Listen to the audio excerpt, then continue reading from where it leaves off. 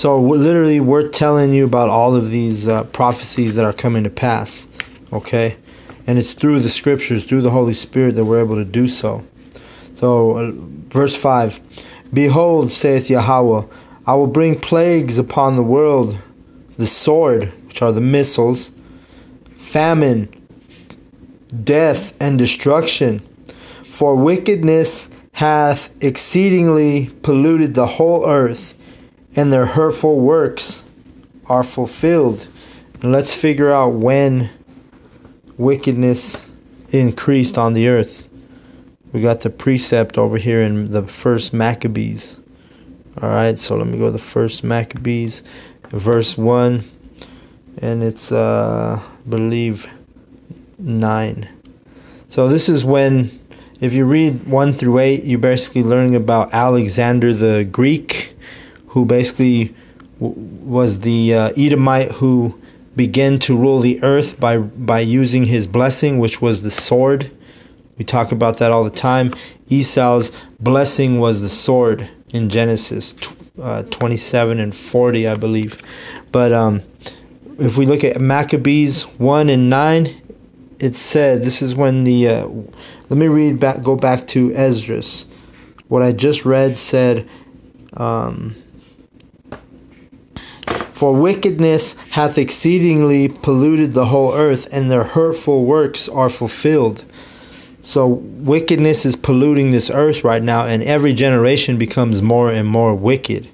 You know, you can see that as now, as an example, Babylon dedicates a whole month to gay pride, right? Homosexual, LGBT, or whatever it is. But, you know, that's what they do. They've dedicated a whole month, and you have the whole nation takes part in that thing. So this is an example of Maccabees, first Maccabees 1 and 9. It says, this is talking about Alexander died. After his death, they all put crowns upon themselves. So did their sons and them many years. And evils were multiplied in the earth. And literally what this is talking about is when the so-called white man, you know, gained rulership, you know, or started gaining his kingdom, because he was living by his blessing, which is the sword, war. He took over, you know, starting out with Alexander the Greek. All right, so I just wanted to bring that point out, that, you know, the wickedness increased when the white man took over.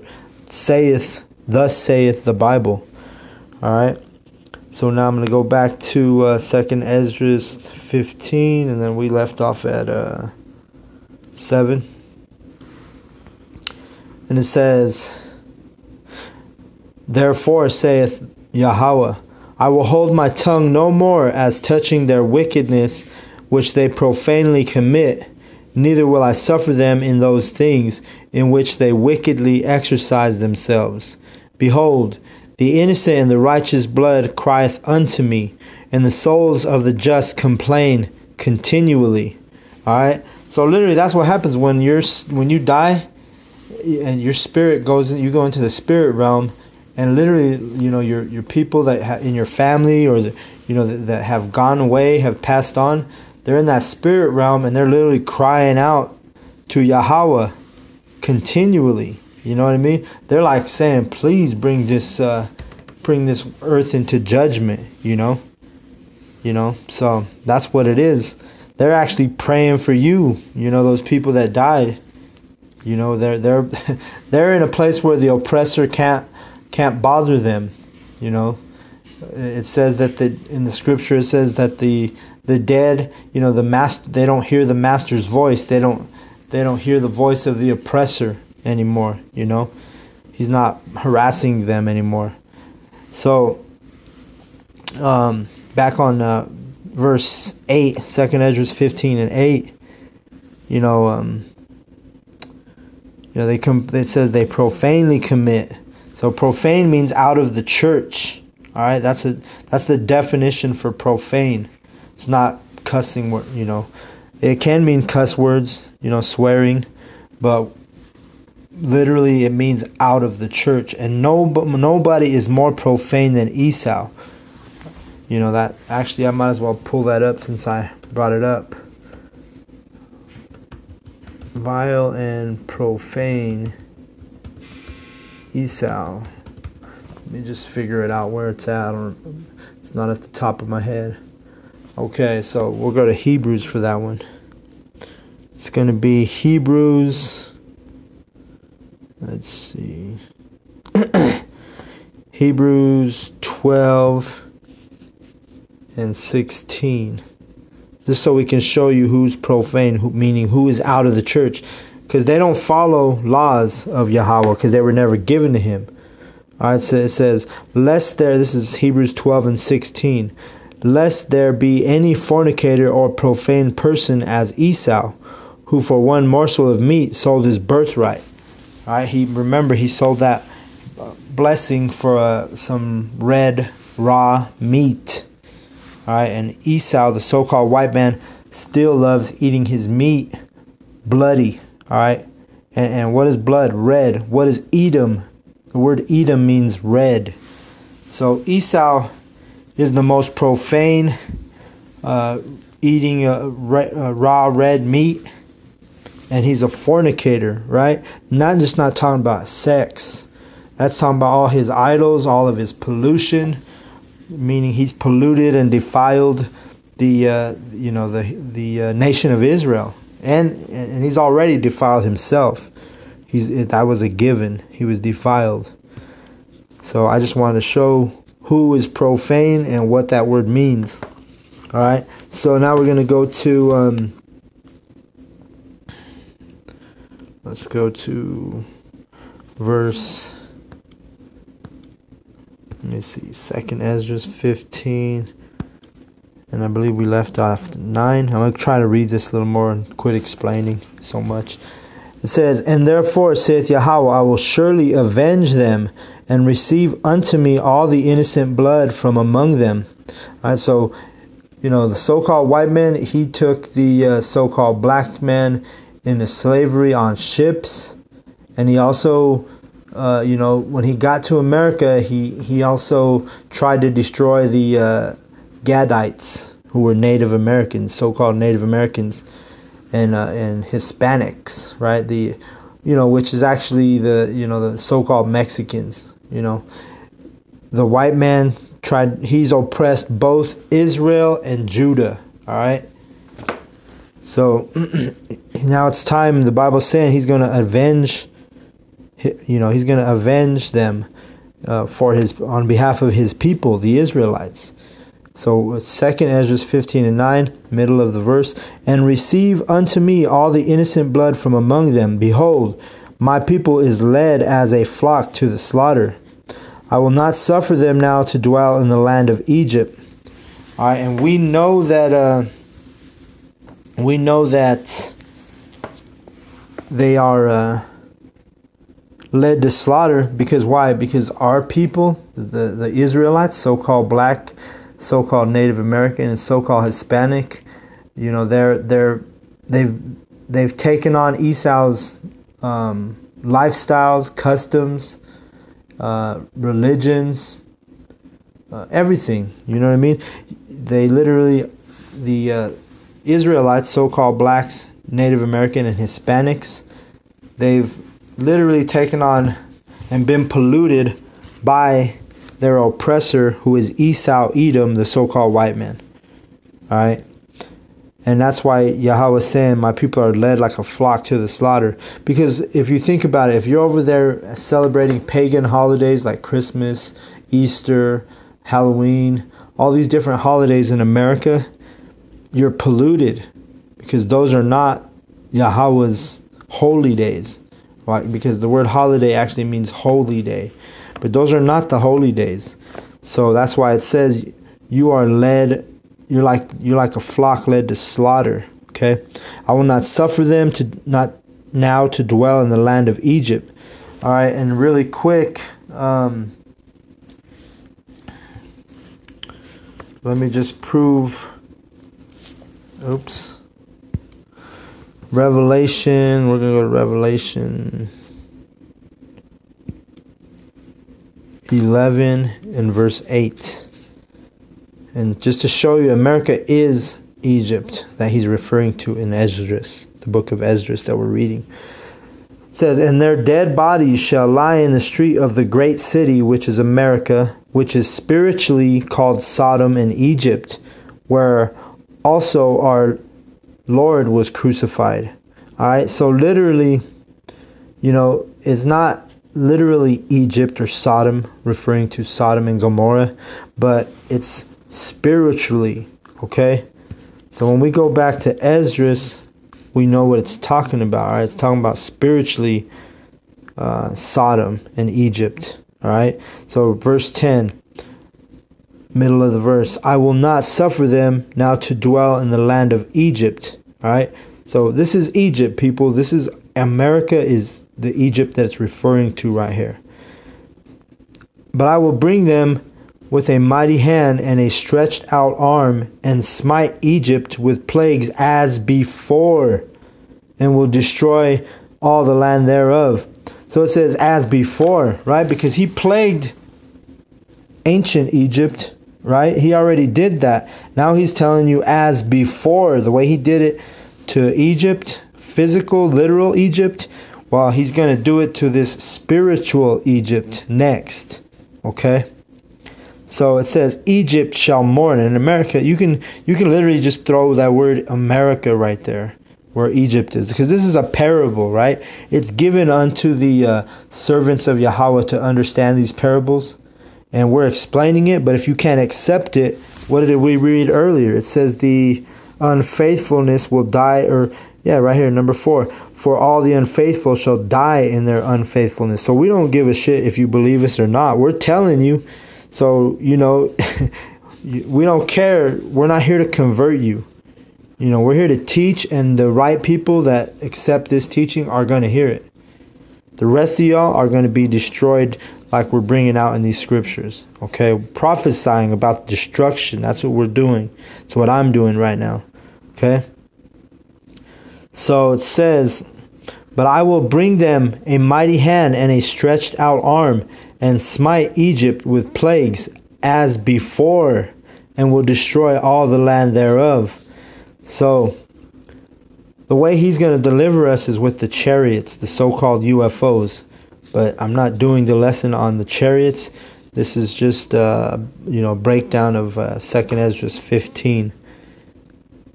Okay, so we're going to go to 12. 2nd Esdras 15:12. Egypt shall mourn, and the foundation of it shall be, let's see. Well, you know what? Let me go to this precept real quick, because I read about smite Egypt with plagues as before, and will destroy all the land thereof. All right, so really quick, let's go to Deuteronomy 28 and verse 68. And that says at the bottom, and Yahweh shall bring thee into Egypt again with ships. Okay, so this is America again, dealing with America. So I can change that when I read that.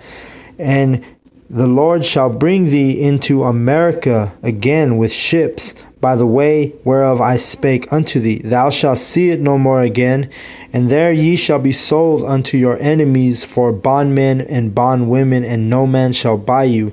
Okay, so bondmen and bondwomen, the word bond means slavery. So it's talking about slaves, all right? Slave man, slave women. And it says, no man shall buy you.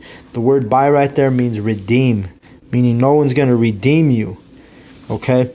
And then at the top, it says he's going to bring you into Egypt. And we already talked about spiritual Egypt again with ships. So we were in captivity for our first captivity in Egypt. But this time he said we were going to be in a different Egypt with ships this time, right? So that's the difference. That's how we know this is America. And we know the history. We know that the so-called Negroes were brought over on ships. They weren't brought over here on, cruise lines or, comfortable mean of transportation from Western Africa. Western Africa. But so I'm going to go back to Esdras really quick. And it's going to be, we're going to start out at verse 12. It says, or now we'll go back to, my bad, I already read that. 13, 2nd Ezra 15:13. They that till the ground shall mourn, for their seed shall fail through the blasting and hail, and with fearful constellation. Okay, so what blasting is he speaking about? Let's go look into it real quick. Because, you know, the nuclear bombs are going to be coming to America, and that's what it's referring to. All right, we're going to start out in Isaiah verse 29, this precept, verse 6, and it says, I'll go to the middle. Thou shalt be visited of Yahweh of hosts, meaning the Lord of armies, the God of armies, right? With thunder and with earthquake and great noise, the storm and tempest and the flame of devouring fire. All right, so that great noise he's speaking about are the nuclear missiles, all right? And that's why it says fire, all right? Because once those missiles hit, it's going to be a great noise, and it's going to be, like I say, it's going to be destruction. All right, so now we're going to go to 2 Peter, precept this again, line back it, 2 Peter 3 and verse 10. And 2 Peter 3 verse 10 says, But the day of Yahweh will come as a thief in the night, meaning unexpectedly, especially to these wicked 2/3 and to the wicked 2/3. Hang on one second, I'm sorry. The wicked 2/3 and the heathen, right? It's going to come a thief unexpectedly, like a thief in the night. All right, and then I'm going to read on. In which the heavens shall pass away with a great noise, and the elements shall melt with fervent heat. The earth also and the works that are therein shall be burned up. All right, so what's going to be that fervent heat, and what's going to burn the earth up? It's going to be those missiles, okay? The nuclear missiles. And you can already see in the news, tensions are getting crazy. And not only that, you got Russia and everybody, you know, they're flexing, showing videos of their new missiles that they've created that are, you know, they're literally incredible weapons, you know, that it's going to bring this destruction. All right. So the next verse I'm going to go to is going to be back in Isaiah. And it's going to be Isaiah 54. And we're going to go to 16. Behold, I have created, it's at the middle or towards the bottom. Behold, I have created the smith that bloweth the coals in the fire, and that bringeth forth an instrument for his work. And I have created the waster to destroy.